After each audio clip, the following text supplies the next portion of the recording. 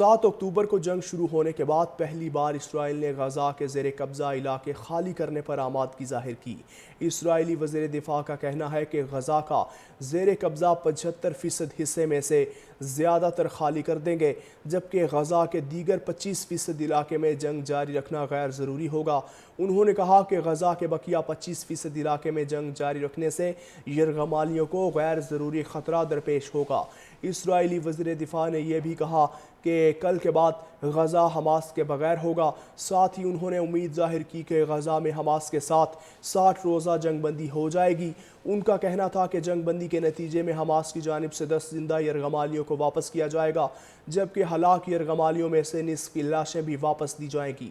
7 اکتوبر کو جنگ شروع ہونے کے بعد پہلی بار اسرائیل نے غزہ کے زیر قبضہ علاقے خالی کرنے پر آمادگی ظاہر کی۔ اسرائیلی وزیر دفاع کا کہنا ہے کہ غزہ کا زیر قبضہ 75% حصے میں سے زیادہ تر خالی کر دیں گے، جبکہ غزہ کے دیگر 25% علاقے میں جنگ جاری رکھنا غیر ضروری ہوگا۔ انہوں نے کہا کہ غزہ کے بقیہ 25% علاقے میں جنگ جاری رکھنے سے یرغمالیوں کو غیر ضروری خطرہ درپیش ہوگا۔ اسرائیلی وزیر دفاع نے یہ بھی کہا کہ کل کے بعد غزہ حماس کے بغیر ہوگا۔ ساتھ ہی انہوں نے امید ظاہر کی کہ غزہ میں حماس کے ساتھ 60 روزہ جنگ بندی ہو جائے گی۔